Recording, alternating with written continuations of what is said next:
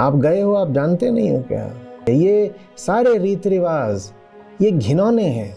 न जाने कितनी तो वहाँ निगाहें होती हैं पंडाल में जो दुल्हन का जिस्म नाप रही होती हैं। श्वेता हैं, कनाडा में रहती हैं, कह रही हैं यहाँ की शिक्षा व्यवस्था में सेक्स एजुकेशन पहली क्लास से ही पढ़ाना शुरू कर देते हैं, तो मैं अपनी बेटी को यहाँ के माहौल से कैसे बचाऊं। शिवानी राठी हैं, कह रही हैं कि एक साधारण शादी कैसे की जा सकती है। भारी भरकम शादियों से तो सब वाकिफ हैं, लेकिन शादी का साधारण रूप कैसा होना चाहिए। आपने एक दिन कहा था कि शादी तो ऐसी हो कि तुम्हें खुद ही याद ना हो कि आज तुम्हारी शादी है। तो सर ये बात मुझे बड़ी अच्छी लगी और मेरी दिली इच्छा भी है कि मैं जब शादी करूं तो ऐसी ही हो कि मुझे ही याद ना हो कि आज मेरी शादी है। लेकिन उसके लिए एक ऐसी चेतना वाला इंसान भी तो मिले। और आपने उदाहरण दिया था अपने भाई की शादी का जहाँ कबीरवाणी चलाई गई थी, तो ऐसे ही हम और क्या कर सकते हैं जिससे कि शादी फूहड़ न लगे। जैसे कोई पूछ रहा हो कि झटका बेहतर है कि हलाल। हम कह रहे हैं बकरा तो कटाई।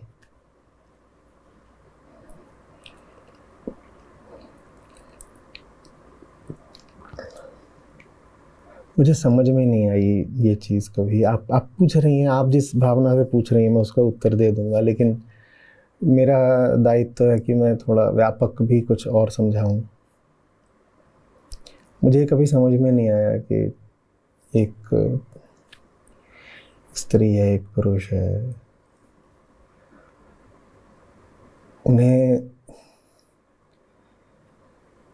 उन्हें साथ रहने के लिए किसी रस्म की ज़रूरत क्यों है।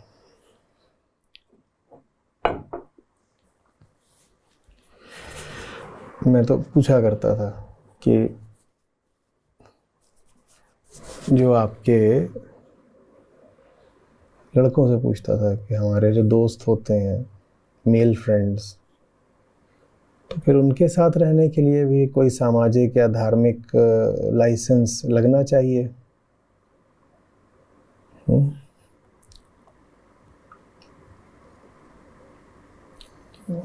तो ये जो चीज़ है ना, अब आपको जो करना हो आप करेंगे, और कैसे करना चाहिए साधारण तरीके से विवाह उस पर भी बोल दूंगा। पर आपने एक मुद्दा छेड़ा है तो मुझे मौका मिल गया है कुछ और बोलने का।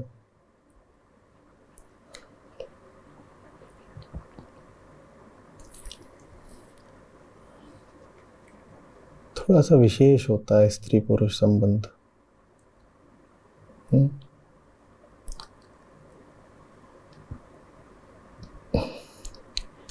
अब उसमें हम कहते हैं हमें प्रेम है, बहुत निजी बात है, बहुत निजी बात है। पुरुष पुरुष संबंध या महिला महिला संबंध उतना निजी नहीं होता, नहीं होता ना। आप अपने कोई पुरुष है, वो अपने पुरुष मित्र के साथ घूम रहा है, साधारण दोस्त के साथ, वो एकांत नहीं तलाशेगा, उनमें निजता की कोई बात नहीं है। तो ठीक है, वो अपना सड़क पे भी धूम मचाएंगे, चिल्ला के एक दूसरे से बात करेंगे, 5 लोग और सुनते हो तो सुने।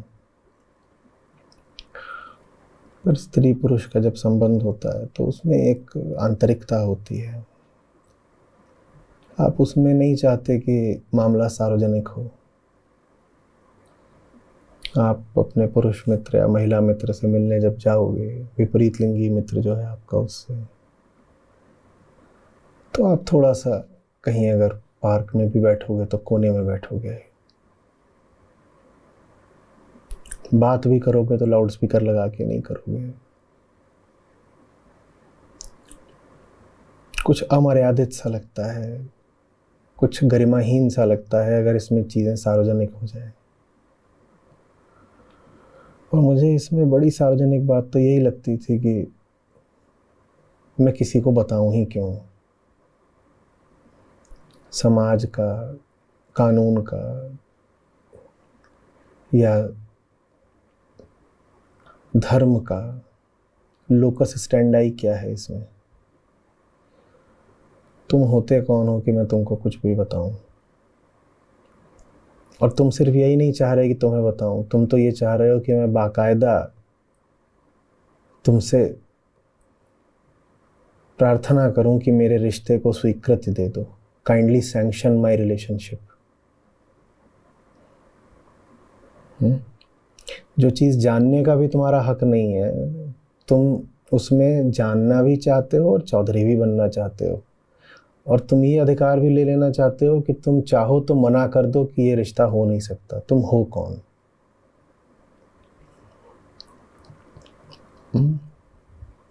मैं क्यों कह रहा हूँ? मैं इसलिए कह रहा हूँ क्योंकि जो आप शादियों में धूमधाम करते हो ना, वो एक तरीके से समाज और धर्म की अनुमति लेने का पूरा वो गाजा बाजा है। आप कह रहे हो ये चीज़ ऐसी है कि एकांत में करने की अनुमति नहीं है, तो लो भाई 5,000 लोगों को बुलाया है और 5,000 लोगों से एक तरह से मैंने अनुमति ले ली कि अब देख लो हम पति पत्नी हो गए। क्यों किसी को बताएं? तुम हो कौन? तुम कौन हो? सरकार टैक्स लेती है, हम दे देंगे। समाज के और नियम कायदे हैं, हम उनको मान लेंगे। मेरे दिल में समाज थोड़ी घुसा चला आएगा, मेरे घर के अंदर समाज थोड़ी घुसा चला आएगा। हाँ, जब हम सड़क पे निकलेंगे तो जो समाज के कायदे हैं उनका पालन करेंगे। लाल बत्ती कहीं पर है तो वहाँ हम गाड़ी रोक देंगे।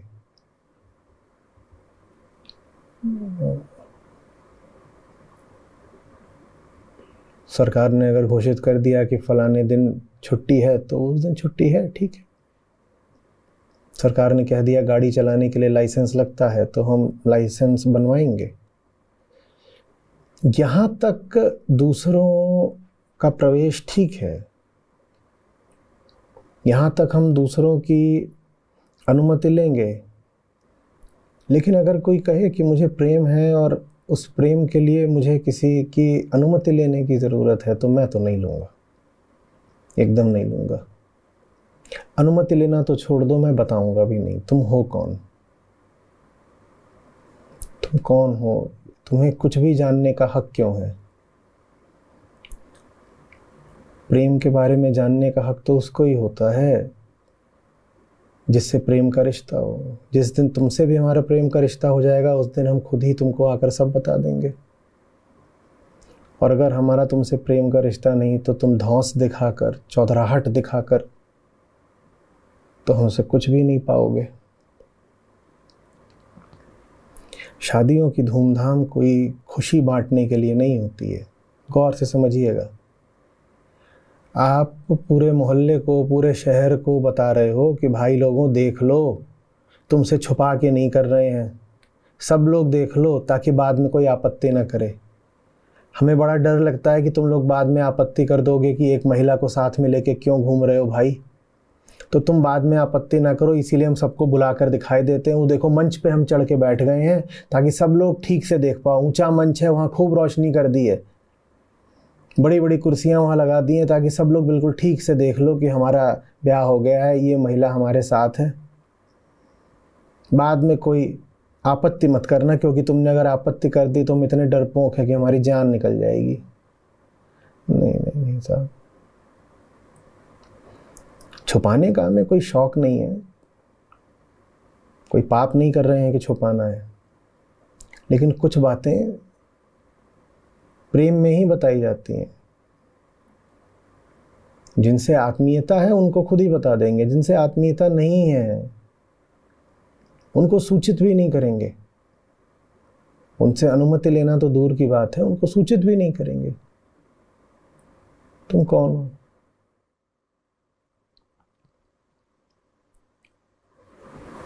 आप इतनी शादियों में गए होगे, आपका क्या रिश्ता होता है वो जो वहाँ ऊपर दूल्हा दुल्हन बैठे होते हैं? घटिया काम है, उल्टी आती है मुझको। क्यों गए हो वहाँ पर? बाजार लगा है, क्या हो रहा है? रिश्ते की नुमाइश हो रही है, प्रदर्शनी हो रही है कि ये एक पुरुष है, ये एक स्त्री है, अभी आपस में संभोग करेंगे, आओ सब लोग देख लो भाई कि ये जो अब संभोग करने जा रहे हैं वो नाजायज़ नहीं है, और जो औलाद पैदा होगी वो नाजायज़ नहीं है। कुल मिलाकर ये बात है खरी खरी। We will be copulating, meeting with your due permission, sir. I am such a slave that I do not even have the right to meet at my own free will, my discretion, my volition. Even for such an intensely personal matter, I will come and take your due permission and sanction, sir. No, I refuse to abide by this.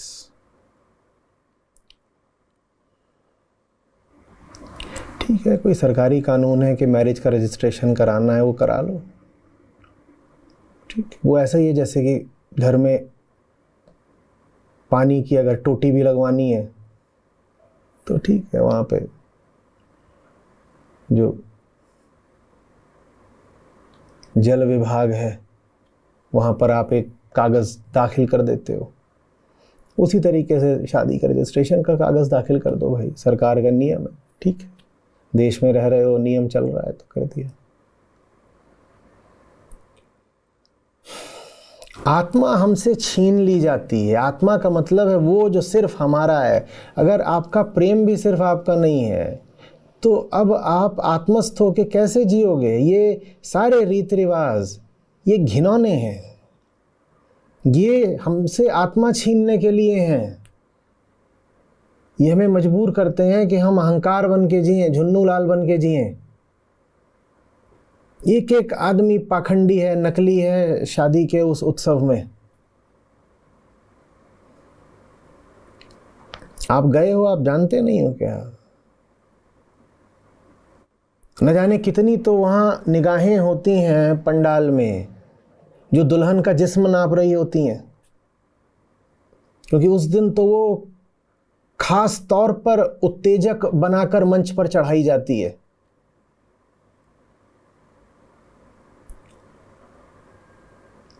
ज़्यादातर जो वहाँ जवान पुरुषों की निगाहें होती हैं वो शरीर टटोल रही होती हैं दुल्हन का, क्योंकि उनको भी पता है कि अब ये जो इतना सजी बजी है तो मंच से उतर के सीधे बिस्तर पर ही जाने वाली है। उन पुरुषों को भी क्या दोष दें?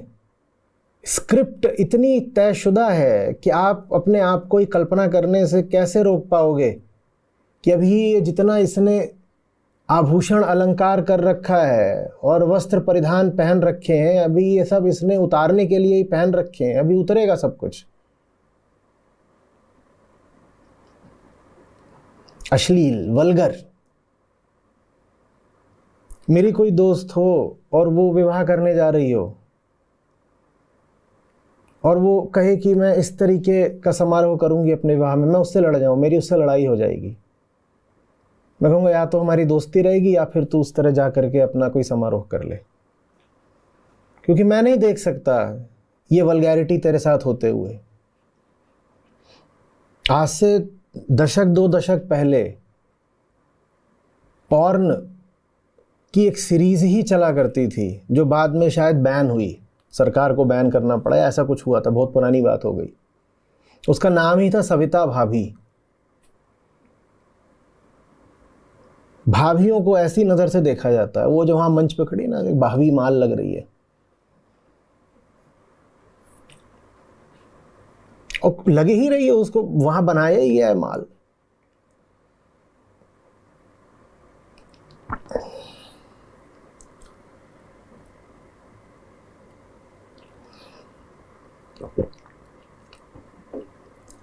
ये जो ब्राइडल मेकअप करते हैं उनसे आगे पूछिए, वो कहेंगे ब्राइडल में जो चीज़ बहुत तेज़ी से उभर के आ रही है वो है बिकिनी वैक्सिंग।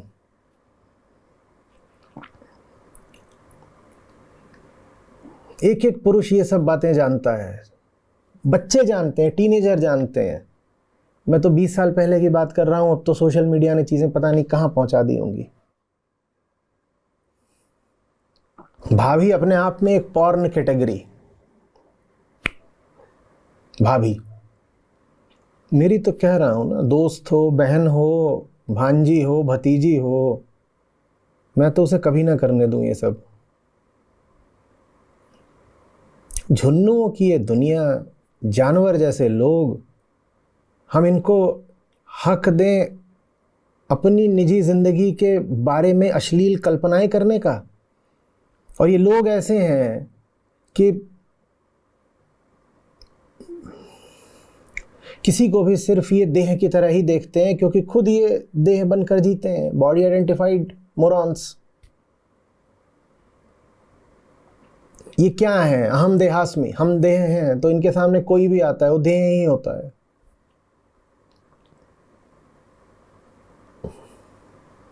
अश्लीलता का उत्सव, देह का उत्सव। मैंने पूछा था, मैंने कहा बड़े उत्सव तब क्यों नहीं करते हो जब चेतना के तल पर कोई ऊंचे काम करते हो। चेतना की उदाहरण के लिए एक बीमारी है डर। कोई बड़ा डर हो आपके जीवन में, आपने उस डर को जीत लिया, अब आप बड़ी भारी पार्टी दीजिए ना, लगाइए पंडाल, वो बैंकेट हॉल बुक करिए और दीजिए ना बड़ी पार्टी।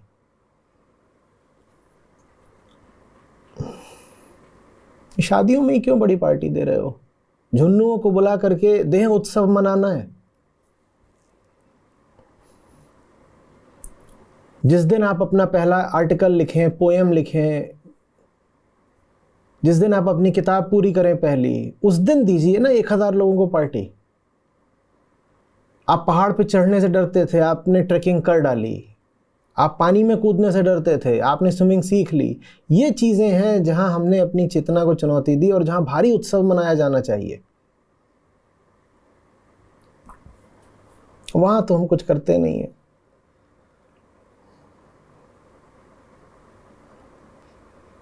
देखो, समझो, प्रेम का मामला बहुत महीन होता है।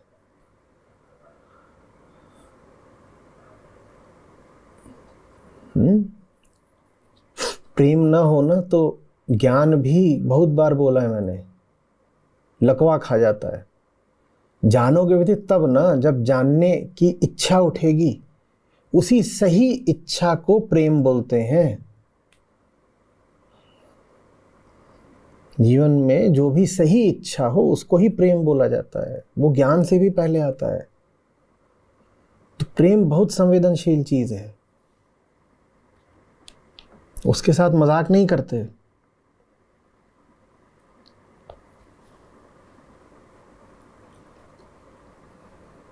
जिसने अपना प्रेम का मामला खराब कर लिया, उसका अब कुछ भी ठीक नहीं चलेगा।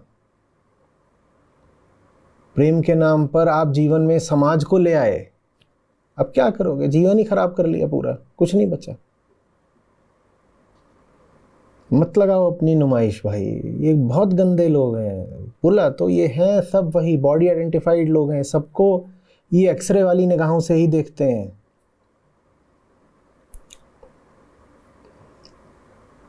एआई को लेकर के जो कई खतरे बताए जा रहे हैं, उसमें से एक खतरा ये भी तो है कि आपने यूं ही जो अपनी तस्वीरें या वीडियो सोशल मीडिया पर डाल दिए थे, उसको लेकर के एआई सीधे आपके कपड़े उतार देगा। वो एआई किसने बनाया? इन्हीं झुन्नुओं ने ही तो बनाया। माने एआई का वो इस्तेमाल किसने किया? इन्हीं लोगों ने किया। इनकी सिर्फ एक चीज में रुचि है, किसी की देह मिल जाए, क्योंकि ये खुद देह है, खुद जानवर है ना। इनकी रुचि बस किसी की देह पाने में है। इनकी आंखें बस जिस्म तलाश रही होती हैं, और जब नहीं मिलता तो फिर उसके लिए फिर फोटो की मॉर्फिंग कर दो, उल्टी पुल्टी एडिटिंग करके कुछ कर दो। तमाम इसमें लोग शिकार होते हैं, महिलाएं खासकर। और एआई के बाद तो अब कोई सीमा ही नहीं है कि क्या करा जा सकता है।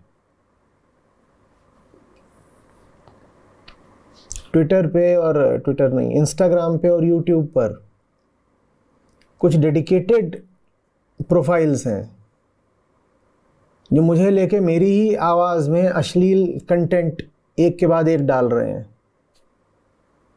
पहले उन्होंने ये काम सिर्फ तस्वीरों के साथ करा कि तस्वीरें ले ली, तस्वीर में कुछ जोड़ के, कुछ घटा के, कुछ इधर करके, कुछ उधर करके, कुछ लगा दिया, चलो तस्वीर तक कोई बात नहीं, कौन बोले। अब तो उन्होंने सीधे आवाज़ को ही उल्टा पुल्टा करना शुरू कर दिया है।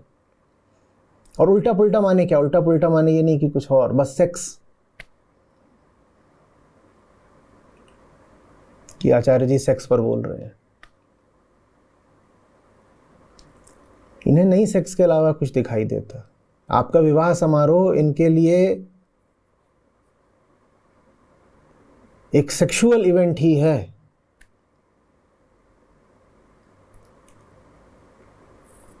देखते नहीं है ये शादियों में आते हैं तो क्या करते हैं, बाहर गाड़ी खड़ी करेंगे, उस पर 4 खड़े होकर के लफंगाई कर रहे होंगे। कोई बहुत मर्यादा का, शालीनता का, चेतना का उत्सव होता है क्या ये सब? कुहड़ता, अमर्यादा, अश्लीलता, यही सब तो है।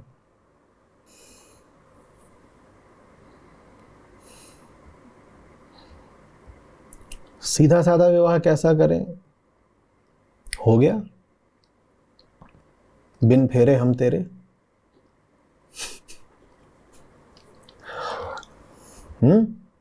जो साक्षी है भीतर उसने देख लिया, उसकी अनुमति मिल गई, कृष्ण स्वयं पुरोहित बन गए, वही साक्षी है ना। और जब कृष्ण पुरोहित बन के मिलन करा रहे हैं तो अब क्या करोगे तुम समाज के पंडितों का? जो रिश्ता आकाश में जुड़ा है उसकी अनुमति अब हम आकर के धरती के केंचुओं से लेंगे क्या?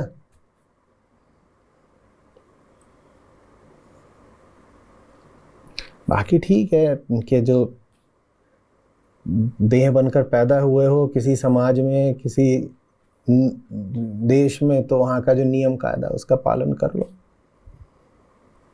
और पता होना चाहिए कि वो नियम कायदा बस ऊपर ऊपर का है, औपचारिक है। दिलों के रिश्तों में न समाज की कोई जगह होती, न धर्म की कोई जगह होती, न होनी चाहिए।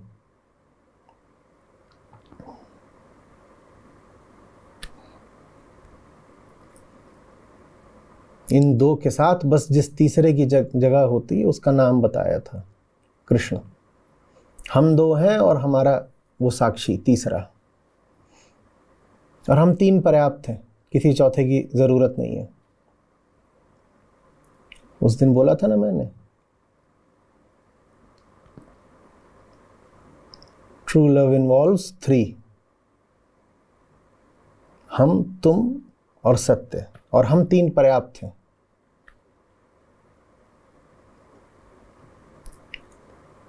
अब आप श्रीमद् भगवद गीता के साथ हैं तो आप कह सकते हैं हम, तुम और कृष्ण, बस हो गया, पर्याप्त है।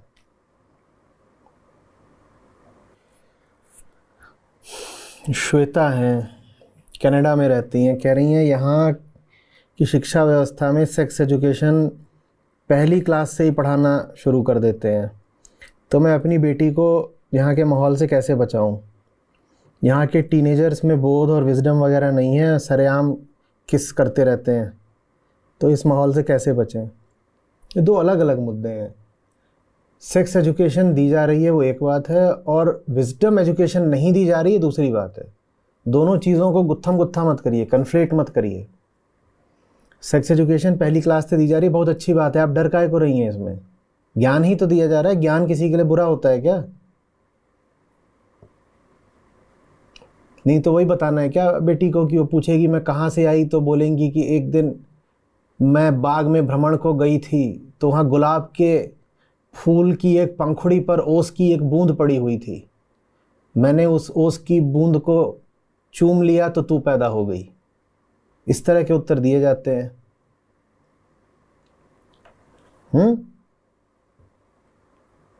क्यों?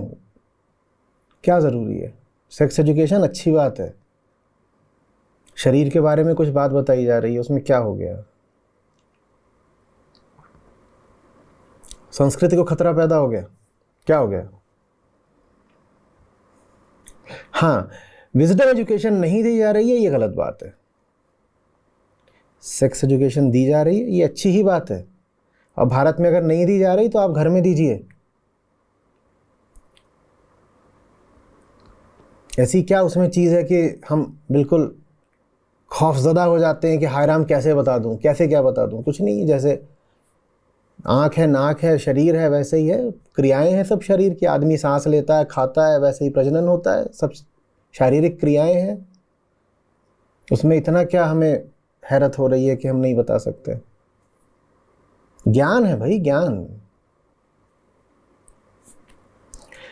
लेकिन अगर वहाँ के एजुकेशन सिस्टम में लाइफ एजुकेशन, विजडम एजुकेशन नहीं है तो ये एक कमी है, और ये बड़ी कमी है। हम कुछ नहीं कर सकते। अब हम एजुकेशन मिनिस्टर तो है नहीं कनाडा की वहाँ जाके बदल दें। तो हम क्या करेंगे? हम वो एजुकेशन घर में देंगे। सेक्स एजुकेशन स्कूल वालों ने दे दी, बहुत अच्छा कर दिया। विजडम एजुकेशन हम घर में दे देंगे, तो आप उसको घर में पढ़ाइए। किसी ने पूछा था एक बार, तो मैंने 4-5 बच्चों की किताबों के नाम भी बता दिए थे। Hitopadesha, Panchatantra, Aesop's fables, Alice in Wonderland, और भी बहुत सारी हैं। आप बस ये कर लीजिए कि 50 best books for kids under the age of 8 और 10 आ जाएंगी। वो आप सब मंगा लीजिए, पहले खुद पढ़ लीजिए, उसमें से जो सही लगे वो बच्चे को दे दीजिए, उसके साथ बैठ के पढ़ा करिए, बड़ा मज़ा आएगा।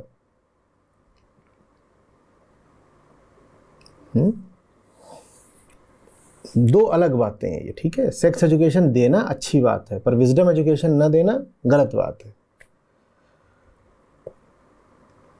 और आप काफ़ी स्कैंडलाइज्ड लग रही हैं कि यहाँ के टीनेजर्स तो सरेआम किस करते रहते हैं।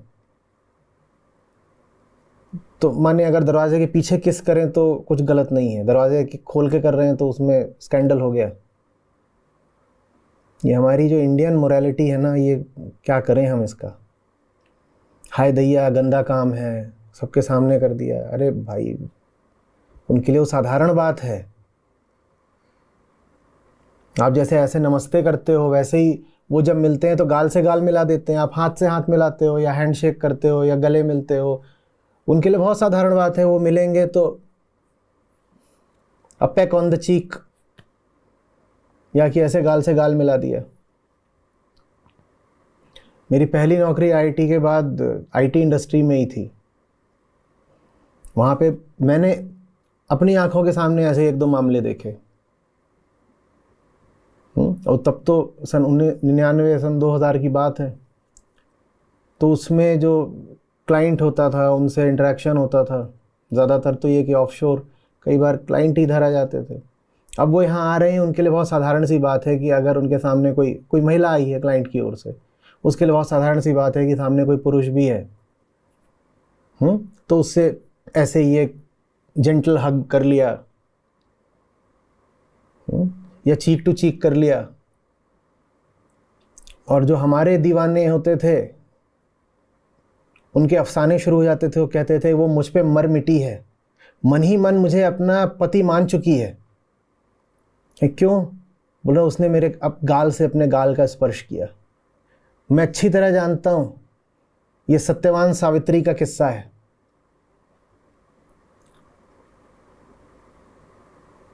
बेइंतहा मुझसे वो प्यार करती है, और ये राज वो किसी को बताया नहीं रही है। मैं बोल रहा हूं, दिल ही दिल वो मुझे अपना पति मान चुकी है। भाई कुछ भी नहीं है, काहे के लिए इतना उत्तेजित हो रहे हो?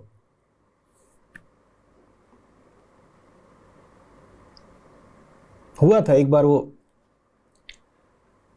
वो आए तो उनका कल्चरल सेंसिटाइजेशन होने लगा। तो उसमें वही बात बोली गई कि इंडिया में ये पीडीए नहीं चलता, पब्लिक डिस्प्ले ऑफ अफेक्शन। तो उनको बोला गया कि इंडियंस डोंट किस। तो बेचारी पूछती है, ओ दे जस्ट फक। उसको समझ भी नहीं है। यही तो है, उनकी किसिंग को देख करके हम इतने स्कैंडलाइज्ड रहते हैं, और जनसंख्या वृद्धि की दर सबसे ज़्यादा हमारी है। क्यों भाई?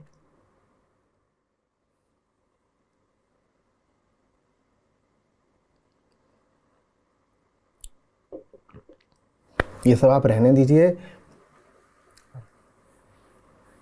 बेटी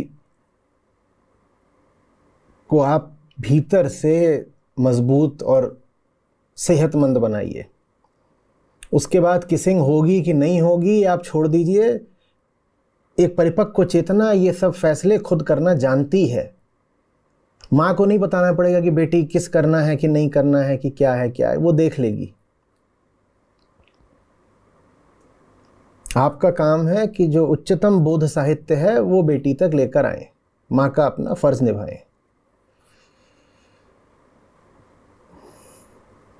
धीरे धीरे जब वो समझने लगेगी तो एक समय ऐसा भी आएगा जब उसे आप गीता सत्रों से भी जोड़ सकती हैं।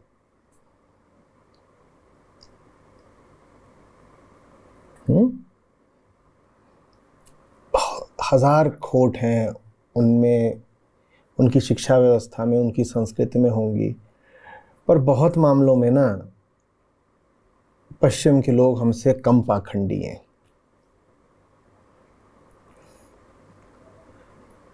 हम इस बात को ही लेके परेशान हो जाते हैं कि ये पब्लिक में किस क्यों कर रहे हैं, लेकिन अगर उन्हें सेक्स चाहिए होता है तो बोल देते हैं कि सेक्स की बात है। हमारी तरह वो प्रेम का नाटक नहीं करते।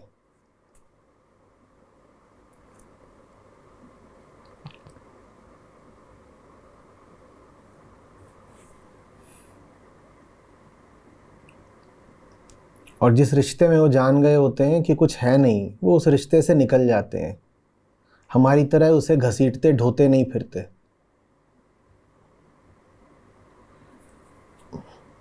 मैं कोई उनका बहुत फ़ैन नहीं हूँ, बड़ा समर्थक नहीं हूँ, बहुत बीमारियां हैं उधर भी, पर जो चीज़ जैसी है उसको वैसा देखना चाहिए।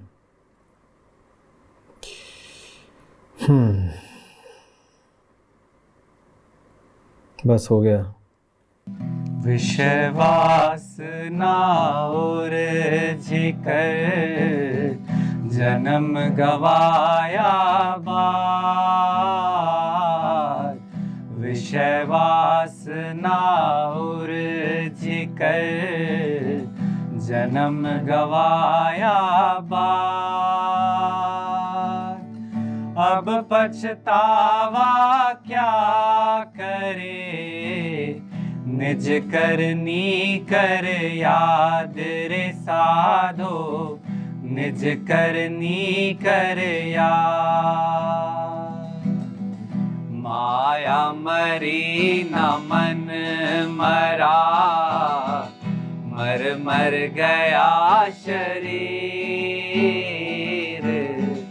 माया मरी न मन मरा, मर मर गया शरीर। आशा तृष्णा ना मरी, कह गए दास कबीर रे साधो, कह गए दास कबीर।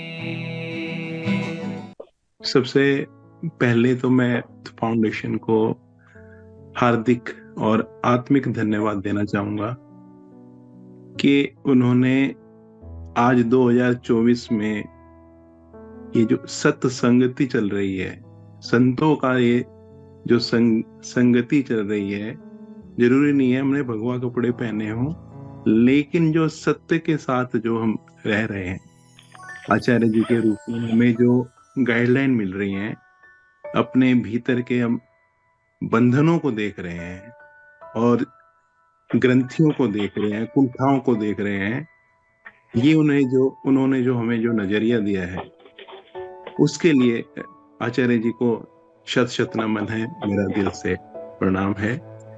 मेरा नाम योगेश्वर दयाल शर्मा है। दिल्ली जल बोर्ड में मैं एक छोटा सा ऑफिसर हूँ, जोनल रेवेन्यू ऑफिसर के रूप में कार्यरत हूँ।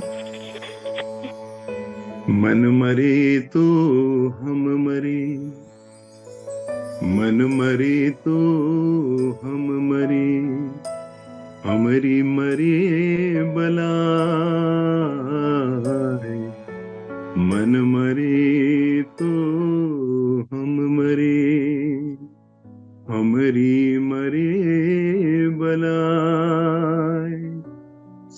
बचे गुरु का बाल का, मरे ना मारा जाए कबीरा, मरे ना मारा जाए। आप सभी का बहुत बहुत धन्यवाद। नमस्कार सर।